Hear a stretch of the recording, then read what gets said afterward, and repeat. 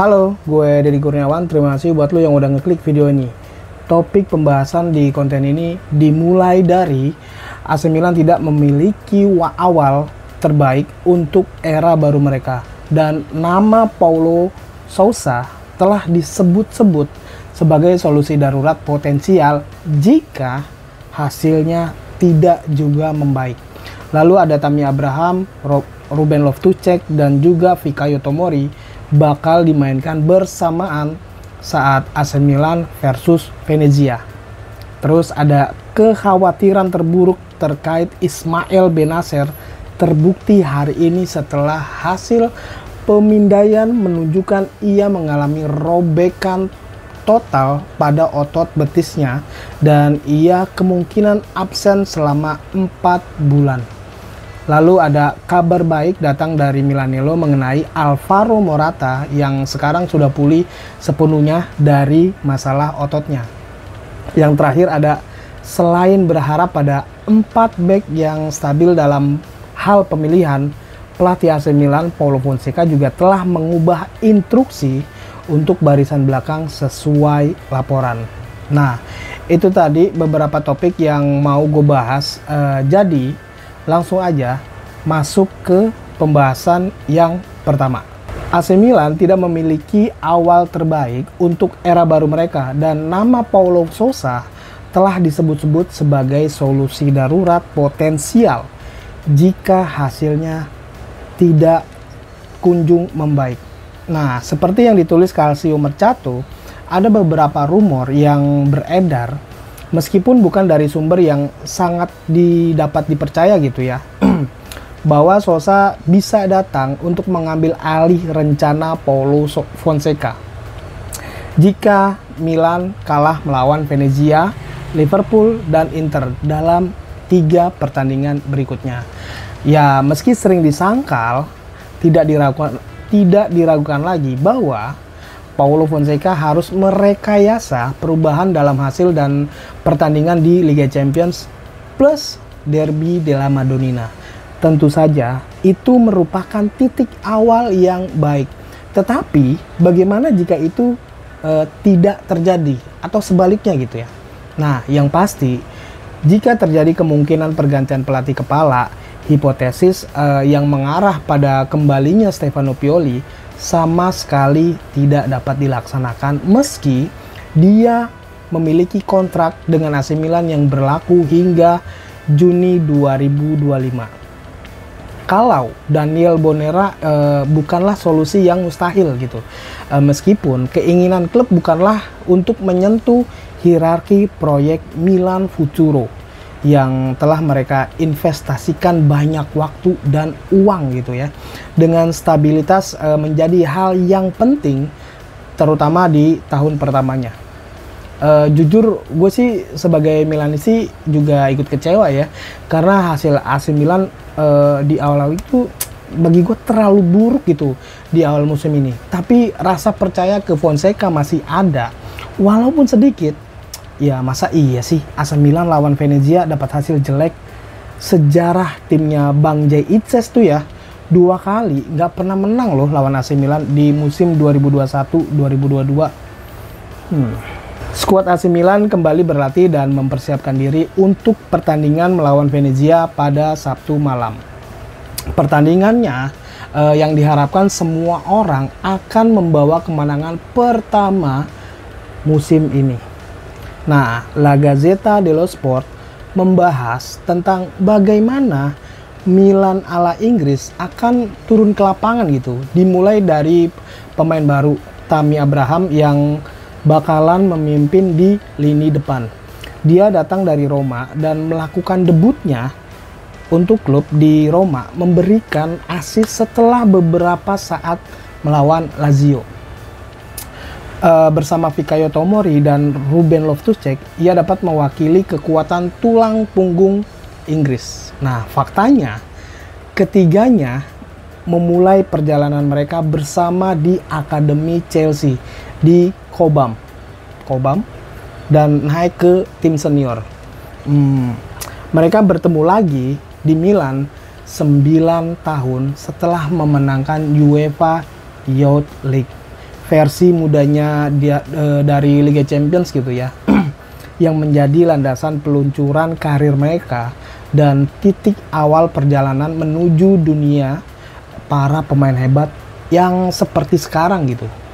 Setelah melawan Lazio, Fonseca kemungkinan besar akan menggunakan Tammy Abraham, Ruben Loftus-Cheek, dan Fikayo Tomori sejak menit pertama melawan Venezia di pekan keempat Serie A 2024-2025. Nah, dua nama terakhir adalah satu-satunya pemain outfield yang telah bermain selama 270 menit sepanjang musim sejauh ini dan tampaknya menjadi pilar bagi pelatih gitu ya. Nah, Tammy Abraham itu sangat diinginkan sama Paulo Fonseca dan tiba tepat di penghujung bursa transfer, dan dia juga harus memulai sambil menunggu Alvaro Morata pulih secara penuh gitu. Nah, Fikayo Tomori harus memberikan stabilitas pertahanan bersama Strahinja Pavlovic. Ruben Loftus-Cheek harus memberikan kekuatan dan golnya gitu. Sementara Tammy Abraham menginginkan gol dan tetap kondisi bugarnya. Nah, musim 2024-2025 juga akan menjadi titik balik bagi ketiganya dalam hal di tim nasional mereka, di timnas Inggris. Ya, berita musim panas setelah kejuaraan Euro Eropa di Jerman, Inggris yang sekarang dilatih sama Lee Kersley, seorang juara Euro dengan tim U21-nya. Tammy Abraham, Ruben Loftus-Cheek, dan Fikayo Tomori sekarang punya motivasi ekstra untuk menemukan bentuk permainan terbaiknya. Tomori tidak mengenakan seragam hingga sejak November tahun lalu. Ruben Loftus-Cheek dipanggil untuk terakhir kalinya pada tahun 2018. Sedangkan Tammy Abraham mendapatkan kesempatan terakhirnya pada tahun 2022 bulan Juni. Emang dah nggak ada yang bakal kecewa produk dari Chelsea Mart. Kekhawatiran terburuk terkait Ismail Bennacer terbukti hari ini setelah hasil pemindaian menunjukkan ia mengalami robekan total pada otot betisnya dan dia kemungkinan absen selama 4 bulan. Seperti yang dilaporkan, tes yang dijalani Bennacer hari ini mengonfirmasi adanya cedera parah pada otot betis kanannya gitu. Evaluasi ulang oleh spesialis akan dilakukan dalam seminggu untuk menentukan perawatan terbaik demi pemulihan fungsional yang secara penuh.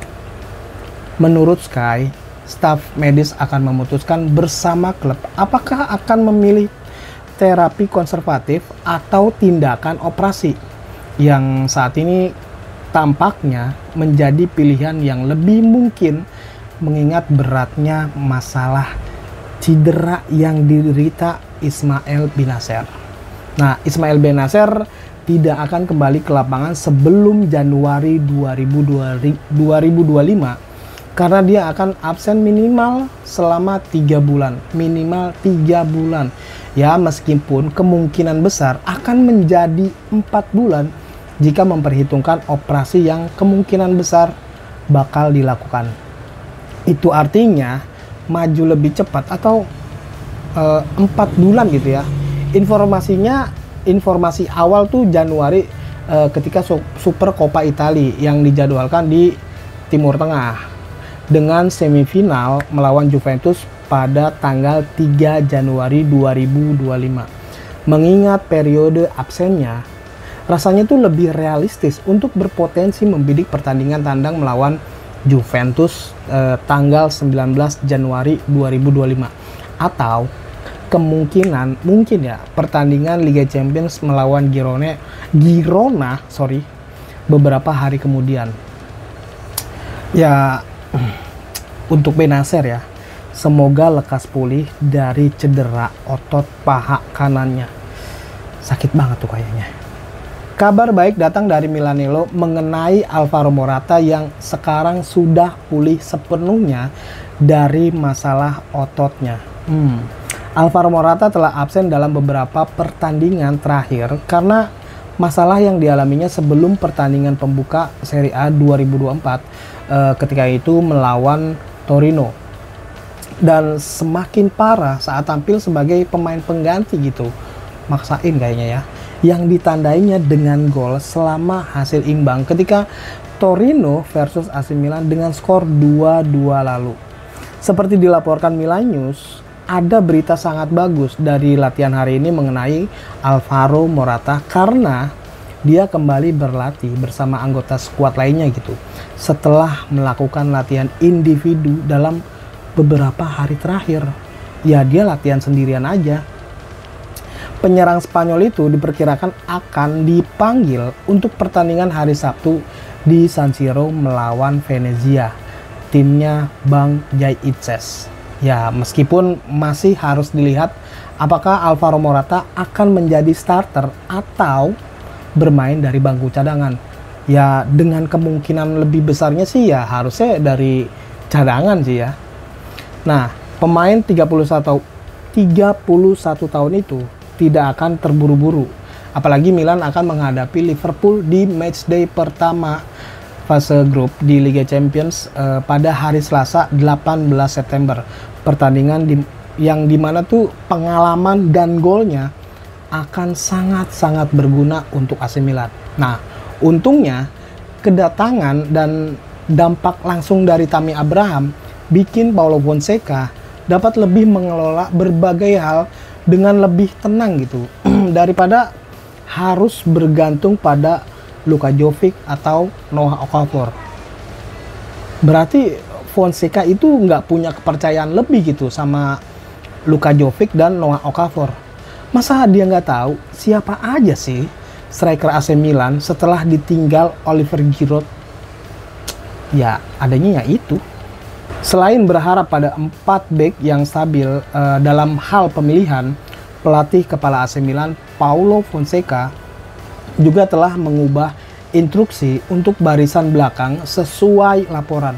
Nah, menurut apa yang dilaporkan sama La Gazzetta dello Sport, Paulo Fonseca tahu bahwa kebobolan 6 gol dari 3 pertandingan di liga pertama musim tidak menunjukkan peningkatan apapun dalam hal pertahanan.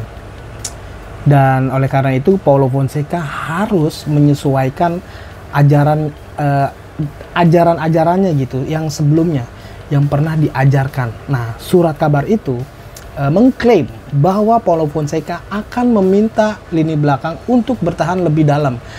Paulo Fonseca akan menurunkan faktor resiko yang terlibat dalam mereka yang akan kayaknya tuh kurang agresif gitu. Maksudnya gimana tuh ya? Dengan lini pertahanan yang tinggi akan ada lebih banyak ruang di belakang dan lebih banyak peluang untuk terjebak dalam transisi. Paulo Fonseca dan Zlatan Ibrahimovic berbicara dengan tim yang dominan gitu ya, dan jalan untuk mencapai tujuan itu tuh jelas, ke penguasaan bola, agresi, pemulihan atau merebut bola di wilayah lawan gitu. Nah, masalahnya Milan tidak memiliki pemain yang secara khusus cocok untuk jenis sepak bola seperti itu, dan hasil seperti itu yang hanya dapat dicapai dengan mekanisme yang teruji dengan baik dan kondisi fisik yang optimal. Itulah sebabnya melawan Venezia dan terutama melawan Liverpool, juga Inter di Derby della Madonnina nanti, Milanisti akan melihat Milan bakalan lebih mirip dengan babak pertama ketika melawan Lazio dibandingkan dengan babak pertama saat melawan Parma. Sama aja sih. Rencananya adalah untuk menciptakan Milan yang penuh perhatian dan bijaksana, yang tidak bertahan dalam situasi 2 lawan 2 dan 3 lawan 3, tetapi memiliki keunggulan jumlah pemain di lini pertahanan. Jadi gimana menurut kalian para Milanisti? Punya saran nggak buat Paulo Fonseca buat strategi AC Milan ketika nanti lawan Venezia, Liverpool, dan Inter nanti? Tulis di kolom komentar ya. Ya udahlah, segitu aja. Terima kasih atas perhatiannya.